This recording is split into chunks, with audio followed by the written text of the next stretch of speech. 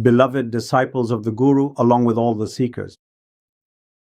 To all of you, on this occasion today, many, many best wishes for this 2-day program. All of you have come from far and wide, traveling great distances today to celebrate your Guru's birthday here. You have come with great love and devotion. Today I want to share with you some things that hold a particularly special significance in my life.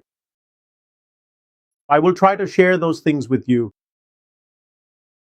so that you can understand how in our lives the Guru leads us on a path towards the greatness of life.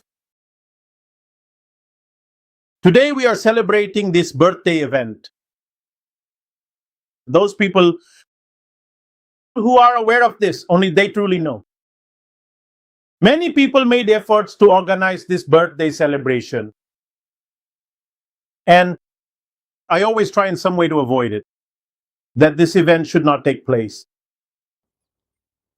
There should be such an event where we remember our Swamiji, where we remember Maharajji. What is the point of celebrating my birthday? So many people have always tried. The congregation from Rajasthan has tried. You won't believe it, but many people have been making efforts in different places that we celebrate Bhayaji's birthday. But I don't see anything special in this. You celebrate my birthday? Be happy for a day, enjoy yourselves. But it is only beneficial when we understand what in the end exists between the Guru and us.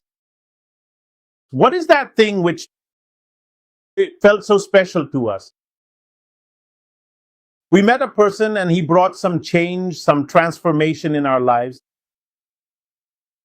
In our lives, we were doing the same things every day, from morning till evening, caught up in the same worldly actions, entangled in the good and bad deeds of the world. What was that special thing that changed our lives, that brought about a transformation in our lives? And I have always believed that in this regard, celebrating Swamiji's or Maharajji's birthday is very appropriate. Their life has helped change the lives of many people, has succeeded in bringing about lasting change in people's lives for a very long time. As far as I am concerned, we are still walking on that same path. And Maharajji used to say, just as you want to do any work in life, and sometimes you move forward, sometimes you fall behind, sometimes you agree, sometimes you don't. This is a path of continuous progress on which we are still walking. But one thing that has always felt special to me through this day, that such brothers and sisters, such people, to celebrate this day, travel such long distances to come here, which I could never have imagined. From yesterday till today, I have met such people right here at today's event, who were not seen throughout the entire year, who did not come anywhere else, but today they became a part of this event. They came here, became a part of this event, and are participating in it. Seeing all these countless brothers and sisters, many times in the struggles of life, it becomes very clear what kind of life each person is going through. Maharaj used to say that going to saints and sages, devotion is not just the matter of internal spiritual practice. You might think that if we sit down for worship, only that time counts as worship. The time spent after that has nothing to do with worship or with God. If we close our eyes and meditate, only that is considered meditation. And apart from that, the rest of the time we spend throughout the day has nothing to do with meditation, devotion, or God. But the great souls have very clearly refuted this notion. Patanjali was a remarkable figure. He gave us the philosophy of Ashtanga Yoga. And he said that unless your external life, if your external life is not connected to spirituality, your inner self will not be linked to the spiritual path. First, you need to improve your external life. Yama, niyama, asana, pranayama, pratyahara. These 5 things are such that your habits, your life, your interactions, the way you live among people, all of this is connected to them. And after that, there are 3 things, the last 3 principles: dharana, dhyana, samadhi. These 3 principles are connected to your meditation practice. If you want to meditate on that divine, then first it is very important to improve your life. How are you living your external life? How do you interact and socialize with people?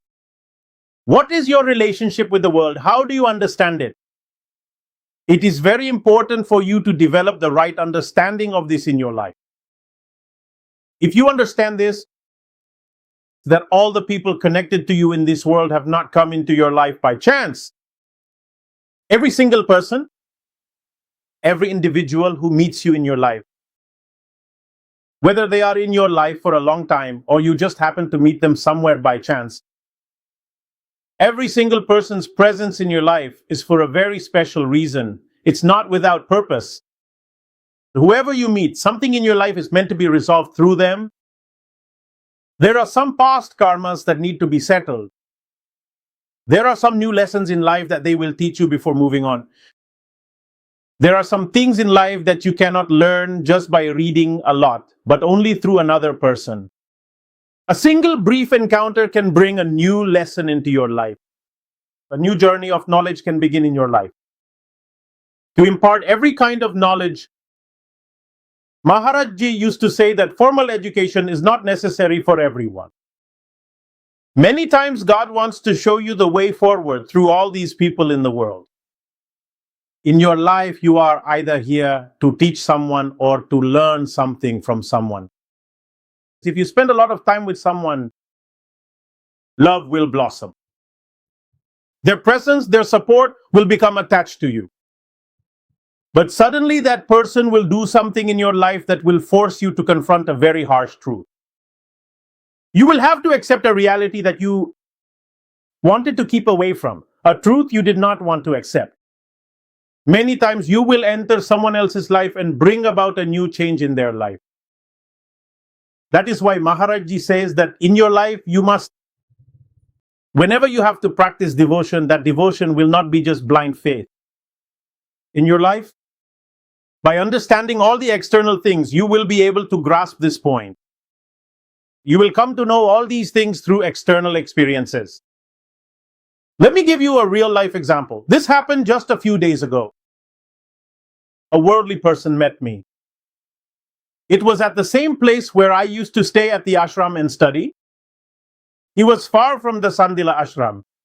He used to study at the same school where I went to study. He never came to the ashram, never attended any satsang. But from time to time, I used to have conversations with him. Last month, I met him in Lucknow. He ran into me there unexpectedly. When I met him, he started saying, a few months ago, a major incident happened in my life. My mother's health deteriorated.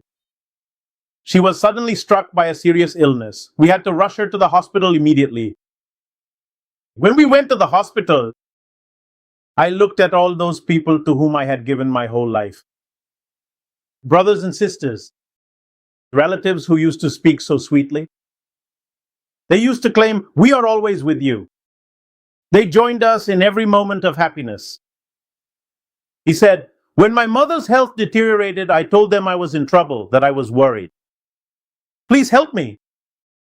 "Yes," he said, "I realized something.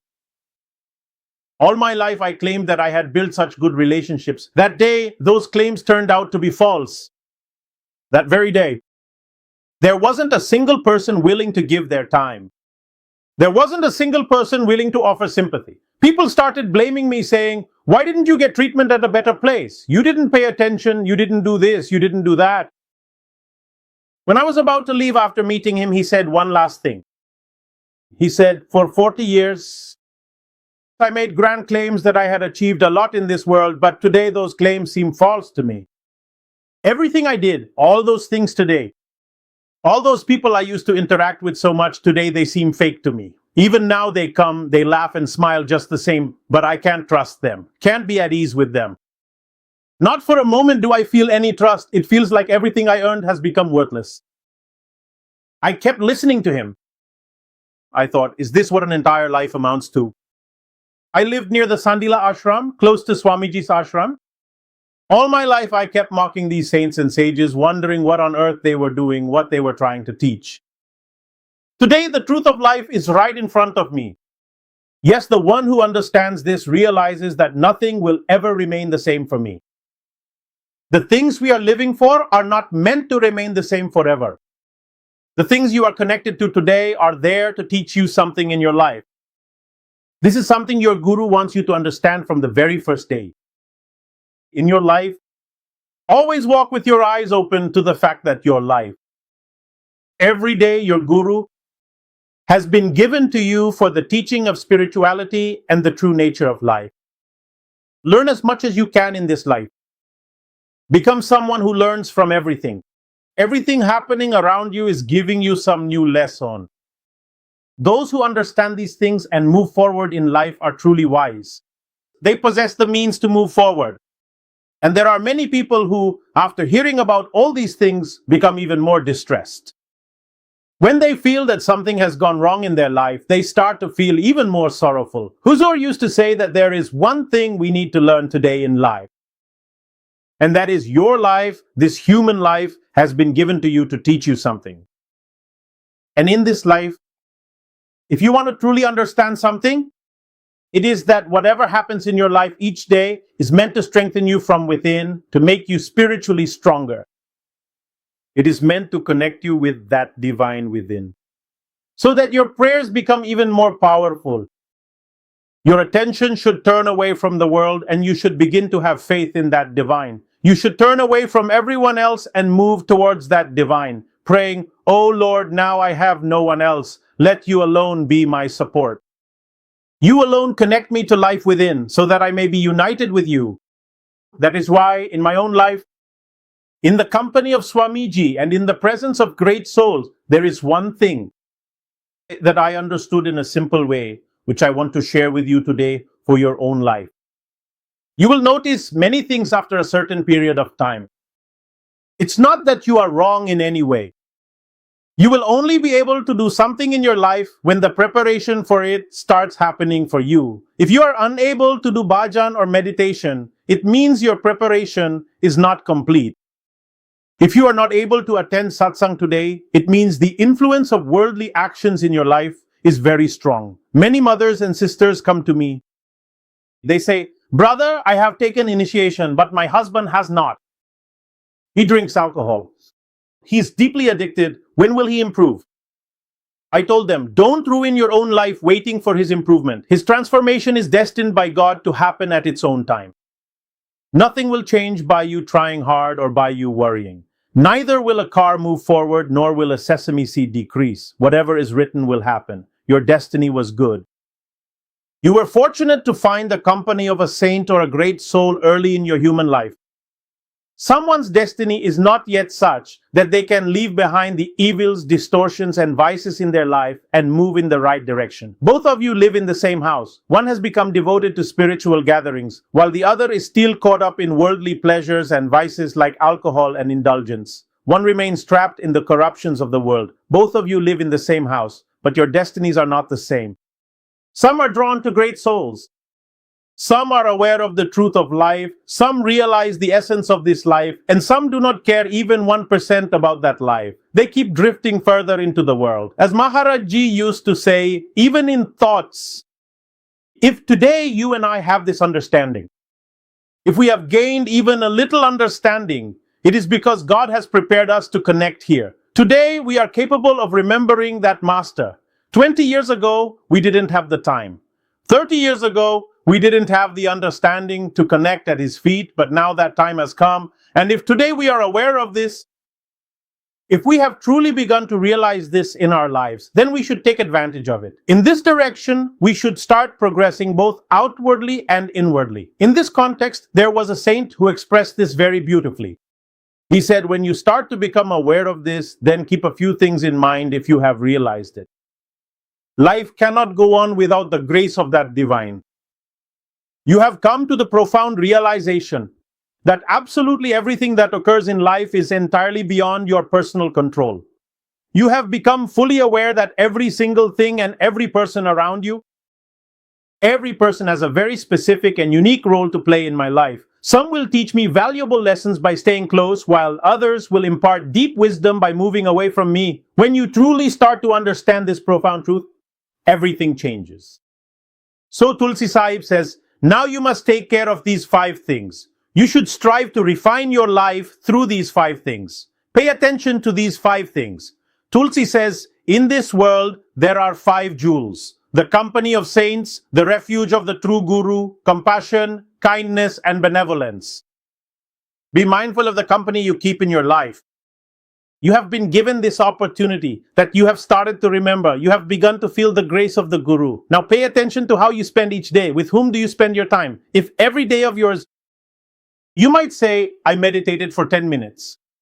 If you say, the rest of the time I can do anything, hang out with anyone, what difference does it make? It makes a huge difference. The people you spend time with will determine the direction your life takes. Maharaj Ji used to say, if you have 10 friends and all 10 are alcoholics, even if you just sit among them, people in society will say, he must also be a drinker. Even if you hardly ever touch alcohol in your life, people will still know you as a drunkard. If your 10 friends are thieves or troublemakers, if they go around beating people up and you sit with them, even if you have never harmed anyone in your life, Maharaj Ji used to say, even then you will still be called a troublemaker. You will be known by the name of those who do all sorts of wrong things. The company you keep will determine your life. Whether you move forward or fall behind, your company decides that. So pay attention to this first thing.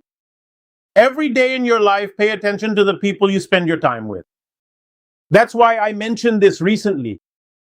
A sister came to me.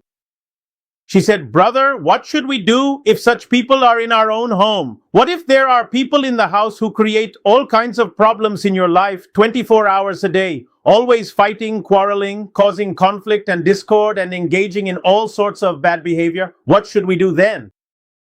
I said, try to save your time, spend less time with them. If you used to spend 2 hours with them, make it 1 hour. If it was 1 hour, make it half an hour. Reduce the time you spend with them and try to find the company of people who understand the value of life, whose lives, who have love for God, a spirit of service, a desire to do good in someone's life. The company of such people will make your path to connect with God easier. Love for God will become easier, and this will become the most important thing in your life. So the first thing is who you spend your time with, who you sit and interact with. If you are living a household life, if you are a sister, if you are a brother, then you need to look around yourself. The people who will help you move forward, those people should be a part of your daily routine. The second thing is called taking refuge in the true guru. It's very good that you have found Guruji. It's very good that you occasionally go to Guruji. But Tulsi Sahib says, here the question is about taking refuge. You met Guruji and then left. This is not called taking refuge. Taking refuge means, when will you take your mind out of your life and surrender it at Guruji's feet? Just now, a brother was reading a verse from Chauhan Sahib of Chandpur. I say, I have offered everything, yet everything still remains mine. Everything is still mine. I haven't truly given you anything, and yet I am just as troubled about my possessions as I was before I met you. If we know that in our lives we cannot change even a small thing in this world by ourselves, then all those worries we used to have about such things are also meaningless for our lives. Until we truly understand the sense of surrender, even if we come to the Guru, we still leave empty-handed. That is why I always tell all my brothers and sisters, you must always keep in mind how you love the Guru, how you connect your life with the Guru. Just recently I met a sister, this was in Lucknow. She came to me. She said, brother, I don't feel anything. It's been a long time since I received initiation. But I find it very difficult to do bhajan and meditation. My mind doesn't focus during meditation. So I said, if your mind doesn't focus during meditation, then how can we say that we are meditating? Meditation is all about focusing the mind. If the mind isn't focused, it means you haven't meditated. Meditation is nothing but focusing the mind. And to focus your mind, you will have to surrender all the ego and attachments of this world at the feet of the Guru. You must accept that nothing is happening because of your own doing. Nothing is moving by your own strength. No matter how hard you try, life is moving in the direction that God wants it to go. And if you don't believe it, then look back at your own life. Maharaj Ji used to say, when you look at the greatest miracles in your life, you will realize that they did not happen because of your own power. The biggest achievements in your life, your entire planning, all your careful thinking, ended up being set aside. Not even the smallest piece of paper from your plans proved useful. None of your planning helped at all. The miracles that happened came to you suddenly by God's grace at some special moment, and today you benefit from them. Today you celebrate those things, whatever they may be. Whatever you are receiving now is also coming to you by God's will. If we accept this fact, Maharaj Ji used to say, if we accept this, then our mind, gradually, when you start letting go of your own cleverness and stop relying on your own strength in response to the Guru's words, Tulsi Sahib says that you must examine for yourself how you live your life in order to truly surrender to the Guru. Let me tell you about something that happened just a few days ago. A brother came and said, Bhaiya Ji, my daughter, she is making a lot of effort to get a government job. If she gets a government job, her life will become good. So I asked, what do you want from me? He said, Kilian, please have mercy, help her get a job. Then he said one more thing. He said, if she gets the job, I will offer you her first month's salary as a service. I found this quite amusing. I said, look, if we understand how we are asking from the Guru, life can become so much easier. But if we realize that we are trying to tempt him, we try to entice him with all sorts of worldly things. If we are testing his grace, then often our various efforts end up in vain. I told her, you have come to me seeking a blessing so that I can help her get a job, that my blessing will get her the job. She replied, yes, only with your blessing will she get the job. I said, if my blessing is what gets her the job, then her entire lifetime's salary will also come from my blessing. She said, yes, it will all come from your blessing. So I asked, then how will I manage with just 1 month's worth? If I am the one giving everything, and out of that 1 month you give something back to me, will you consider that a great deed? Then she realized that many times in our lives, what we consider as surrender or service is actually a great deception of our own mind. We think we are giving, but in reality, we want to take pride in giving back to the giver from what he has already given us. That's why Maharaj Ji used to say, to attain true surrender, you must first accept it. Whatever you have received in your life, you have received by God's grace. Whenever I tried to rely on my own strength, I faced all kinds of difficulties. Many times those problems weren't resolved. Many times, despite your best efforts and countless worries, those worries couldn't change your life. Just a few days ago, I met a sister. She said, brother, I am very troubled. Her children aren't getting married. Her daughter was 19 years old and she started worrying from then on. I said, sister, at that age, even the government doesn't allow marriages these days. Why are you so worried so soon? She replied, no, brother, if my daughter had gotten married, I wouldn't have been troubled for these 2 years. I said, it will happen at the right time. Swamiji will send whoever is suitable for her at the right time. She worried for 2 years, went everywhere, searched for matches in many places. After 2 years, a marriage proposal came on its own. The marriage happened. After the wedding, she said, brother, the marriage is done. I am very happy. I said, you don't realize what you went through living in worry for those 2 years. That you thought, I will arrange it, the marriage will happen because of me, and I will do this, I will do that. How much burden you placed on yourself with all these thoughts. Your troubles did not lessen. You accepted carrying your worries, your anxieties, your sorrows, and all kinds of burdens on your own shoulders. In the Guru's grace, he wants to free you from this once you reach the feet of your Guruji. You should come to realize the meaning of surrender. The one who has the Guru's hand over them at the right time, whatever is appropriate, will happen in their life. Guruvani has expressed this very beautifully, saying, if you have understood what the Guru truly is, if you have understood what God is, then live your life in a different way. The Guru, my God, bestows happiness and instills the name of the Supreme Brahman, and in the end becomes your support. Understand what the Guru truly is. Gurbani says, Guru Arjan Dev Ji Maharaj says, the first thing is, my Guru is my God, the giver of happiness. I see my Guru as the embodiment of God. These are the words of Guru Arjan Dev Ji Maharaj. Now, his own father was his Guru, and he refers to his Guru as such. I see my Guru as God. The one whom you have accepted as God, whom you have recognized as the giver of all happiness in the world, whom you have accepted as the giver of everything. Then, if you still worry before him, if you still feel anxious, if you still fear, if you still consider yourself troubled in front of him, then there is no destiny or meaning in the love between Guru and disciple in this world. So the first thing that you and I need to understand today is that there is fear inside, there is anxiety. There are all kinds of worries. Various things trouble you, so it means you haven't yet fully established your trust in your Guru within your mind. Gently start removing this fear, this anxiety from your mind. You should have faith that whatever happens in life will happen by the will of the Guru, by the grace of God. All the good things that will happen in your life are already destined. When you accept this in your life, then Maharaj says that only three things remain in your life: your conduct, compassion, and kindness. How will you live your life? If you have accepted the Guru as your everything, you will be able to live as a true devotee. If you have not considered the Guru as your all, if you have not regarded God as ever present with you, then neither will you have compassion in your heart, nor will there be humility in your heart. You will not even think of doing good for others. When giving to someone, you will not feel joy in your heart. If you see someone else progressing ahead of you, your mind will start to burn with jealousy. Your mind will fill with envy, resentment, and all sorts of negativity, thinking, how did this person get ahead of me? As Huzur used to say, those who have expectations from the world are unhappy, but those who trust their master are not saddened by seeing others advance in the world. So we need to understand one thing through our own conduct. What does the Guru want to teach us through our actions? This is something we must realize ourselves. We have to observe and understand this with our own eyes. Just a few days ago, a brother came to see me.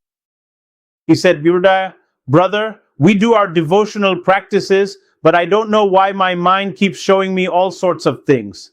I told him, that mind is actually the meaningful form of the Guru, showing you your true state. Accept whatever is in your mind. If you don't accept it, you won't be able to close it off. Then he said, brother, I don't understand. So, what I explained to him, I want to share with you. If our mind were pure, then it wouldn't take us long to connect with the Guru or with God. Kabir Sahib said, Kabira, the mind became pure like the water of the Ganges. Wherever it goes, it brings purity. Kabir keeps saying, it's all about having a pure mind. If the mind becomes clean, becomes pure. If all deceit and cunningness leave the mind. So it is said that God, becoming your true servant, follows you everywhere. You don't even have to worship God. He stays with you at all times, ready to fulfill your wishes even before you ask. But this will only happen when you start working diligently on purifying your mind from now on. To help you do this, the Guru gives you guidance every day. When you sit with your eyes closed, when you meditate, when you sit down to meditate, whatever arises in your mind is the true nature of your mind. It reflects the current state of your mind, your present condition. Where is your mind sitting today? Maharajji used to say, just as when you see your child hanging out with two mischievous kids and you notice your child starting to go astray, a fear settles in your heart. You think, my child will be spoiled by their company. In the same way, Guruji is making you aware of your company by showing you the state of your mind. As soon as you close your eyes, your mind will show you where you sit, among whom you sit, and where you dwell. For the lustful, their Guru is lust. For the greedy, their Guru is the abode of greed. For Kabir, the Guru is a saint who constantly makes one chant the name. If, when you sit with your eyes closed, thoughts of lust, indulgence, and sensual desires start to arise, then understand with whom you have been sitting. It is said that if fear, anxiety, if all sorts of restlessness start filling your mind, then understand with whom you have been spending most of your time. If you sit with your eyes closed and worries start to take over, what will happen tomorrow? What will happen the day after? What will happen to the children? What will happen to me? What will happen to my business, my work? Then understand with whom you have been keeping company. Maharaj Ji used to say that the mind is a mirror. It is the reflection that shows you the true form of your devotion to the Guru. You have received the name from the Guru. You sit with your eyes closed to meditate, and the mind tells you, these are your flaws, take them away. If there are worries, then the mind is a means for worries. Change it. So the people you sit with are the ones instilling fear in you. Start avoiding them. If your mind is anxious about the future or the past, I have seen many people who waste hours worrying about what others think of them. What opinions do people have about me? What will people say to me? Maharaj Ji used to say that when your time passes, you won't care about anyone's opinions or worries. As soon as your time draws near, all these opinions and people's various thoughts will lose their importance. In your life, our Swamiji always says just one thing. We are caught up and entangled in things that are our life, are leading us toward the destruction of our lives. If you are able to merge into the Guru's gravity, then understand that you have received a great opportunity in your life. You have been given a very beautiful chance. Now make it meaningful. Sit every day and say, "O Guru, I have come to your refuge. Right now I am not worthy. Let me receive much in my life. Make me worthy. Make me capable so that I can uphold your name. May I do good deeds every day. May I engage in acts of service every day. May I strive to make my life better each day. Make me worthy of this. Make me capable of this." And then you will truly be able to make the most of your life. I will end my talk with one last thing. Today you have become a beautiful part of this program. And when you become a part of such a life, the true essence of your life is realized only when you begin to see your life from a different perspective. Just a few days ago, something happened. A sister came to me during a satsang. She said, "Bhaiya Ji, it's been 5 years, I don't have any children. People taunt me a lot. Please have mercy, if only I could have a child." So I asked her, "Why do you want a child? When God shows His grace, it will happen on its own. Before that, you won't be able to do anything. You must have tried everything. You went to doctors, got treatments, went to 10 different places. If those treatments had worked, you wouldn't have come to me, but they didn't work. God is giving you a sign. What do you understand from that sign?" She said, "It's very necessary." So I asked, "Why is it necessary?" She replied, "So that our name will carry on." I was quite surprised to hear that. I said, "What is your name? First tell me that." So then after telling me their name, they said, "My name will be carried on for generations." So I asked, "Are you some king or emperor, some wealthy merchant or some great rich person? What is it that your name will be carried on? Who even knows your name? What have you done that your name should be remembered? Do even 2 or 4 of your neighbors mention your name with happiness? If they do, then you should be proud that your name is being spread. Fine. If it carries on for 2 or 4 generations, that would be good. I am such a good person, yet you can't even spread your name to a handful of people. Your neighbors are not happy to mention your name. Your name is not known in even a couple of neighborhoods, yet you say your name should be recognized, your name should be spread. What will you achieve by making this name known? A name that you yourself are not proud of. A name for which you haven't done any good deeds yet. Huzur used to say this. It is better than just increasing your lineage. Focus on such a path that your life, at the very least, becomes useful to others. Do such deeds that people remember your name for generations. You are busy trying to make a name for yourself, a name that no one will be pleased to mention, a name that, when spoken, people will mention 1,000 other names along with it, and no one will bring any glory to that name. So we must keep this in mind. The value of your name, the glory of your name, is only when your actions in life are elevated. Your ideals should be such that they contribute to the goodness in someone else's life. Do you wish something good for others? Do you try to uplift someone else's life? Today, we don't do any of this. Now I see that many brothers and sisters, as soon as the satsang is over, when they sit together, what do they talk about? I don't need to tell you. They immediately start talking. So-and-so stole from your place. Someone spoke ill of you behind your back. Someone cursed you. Someone else committed theft. Someone broke into your house. Someone said something terrible. Maharaj Ji used to say, "This is not how the name will flourish. This is how the name will drown. This will only make the name look even worse." And let me tell you about my own ideal. I remembered something Maharaj Ji used to say. Maharaj Ji would say, "There are still many of your own devotees who, behind your back, speak ill of your name, who say that you are a very bad person. Don't meet with such people. When they come before you, they probably greet you with a smile, but this is the truth. If you do not change this truth, then there is no benefit in your name becoming more prominent. There is no benefit in your name lasting for ages. So we need to focus on just one thing. What are our actions like? If we have learned anything from our guru in life, then what he used to say should be a part of your conduct, a part of your ideals. Just a few days ago, a child wrote me a letter. When the child messaged me, he wrote, "Bhayaji, my parents are Namdari. I don't want to mention their names." I was quite surprised. I wondered why the child wrote this. I called him and asked, why did you write that? He said, Bhayaji, after taking Naam, life is supposed to change in a certain way. We imagine that if our parents have taken Naam, but even after that, when they come home, if there is still fighting, anger, getting upset with each other, abusing each other, if those things haven't stopped, then tell me, what is the use of taking Naam? It would be better if we didn't take Naam at all. Without it, we might be better off. Maharaj Ji used to say, don't behave in such a way that your conduct doesn't change and the coming generations start judging your Guruji based on your behavior. They'll say, you haven't changed at all. Is this what Guruji taught? Maybe Guruji tells you to curse more, do more wrong, get angrier, fight more, hurt people more. Only then will you be called Guruji's disciple. Don't let the next generation know you by such a name. It is very important for us to change our life and our conduct. I always say just one thing. If you have not changed your life, then the Guru's name will not flourish. The Guru's name will not manifest. And if the Guru's name does not manifest, then the very purpose of the Guru coming into this world of taking birth will be lost.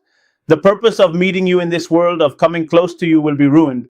So our life should keep changing continuously. This is the ultimate expression of love between Guru and disciple. This is the highest legacy of love for the Guru in our lives. So I just want to say one thing to you. We have come here today, and we wish that we may celebrate with great joy and enthusiasm. Let us celebrate today with great happiness and festivity, but I remain just as concerned. To tell you the truth, whenever I go among satsangis, as much as you feel happy that today is a day of satsang, I feel just as anxious. I feel like it is the day of my test. I have come. And many people have come to meet. They say very nice things, but if, as soon as they step outside, something happens, some incident that they don't like, then they will turn into something completely different. May they not change into something else and leave. Maharaj Ji used to say this, didn't he? This is the greatest responsibility of our lives. The Guru wants to teach us, so I just want to say one thing to you. I consider only one thing to be the ultimate expression of love between Guru and disciple. What has your conduct become? If you are the same as you were before, if you haven't changed at all from before to now, then there has been no transformation in you. You used to say happy birthday a year ago, and you still say happy birthday today. But if someone used to tease you and you would get angry, and even today, if someone teases you, you get just as angry, then understand that you are still where you were before, or perhaps have even gone backwards. So it is important for us to understand today that our true happiness should be this. How is our inner self changing? How is our life transforming? What changes are happening within us? So I just want to say one thing to all of you. When I come among you all, I observe every brother very closely. I observe every sister very closely. Many times I find the children especially dear. I feel that if we had remained children, it would have been much better. If we had stayed little, it would have been much better. How purely, how open-heartedly we accept everyone. If children have a fight with someone, just observe them sometime. The next day, the very person they fought with, they will be hugging and meeting with great enthusiasm. Their fights don't mean anything to them. Their enmity with someone doesn't play any significant role. They may fight, and the next day they become the best of friends with that person. Maharaj Ji used to say this many times. Our children will appear to surpass us. If we do not pay attention to our own conduct, then I have only one greatest challenge. In happiness, in joy, in song, many times we get carried away with lofty praises in words. Let us not forget Guruji's subtle message. Your heartfelt love, your behavior with one another, your conduct, the state of your mind, whether you are living in fear or in celebration, these will reflect what kind of closeness you have developed with Guruji. So I want to tell you, there is only one thing I want to give you today. You have come to celebrate the birthday, and I wish that your life passes in celebration. that you live your life as a festival, that you spend your days with laughter, happiness, and joy. Live your life the way you experience moments of happiness and celebration. Just as you live in the atmosphere of a grand celebration, to truly live that way, you must live every moment free from worries. Every moment you must live fearlessly. Every day you must free yourself from all kinds of troubles. So if from today you resolve that our life is a celebration, we will celebrate the life given by God with laughter, joy, and bliss, just as one celebrates a very happy occasion. We will not worry about anything. Every day of ours will be a great source of joy in our lives, and then you will see yourself moving past even the biggest troubles in your life in just a moment, as if they were nothing at all. So will Swamiji's blessings today change your way of living? May worries be removed from your life, and may you begin to live your life with such faith and trust that every day becomes a celebration for you. Every day is filled with joy. Every day is filled with remembrance and love for the Guru, and there is no place for anything else. With these words, I conclude my message for this life. Thank you very much for coming here today.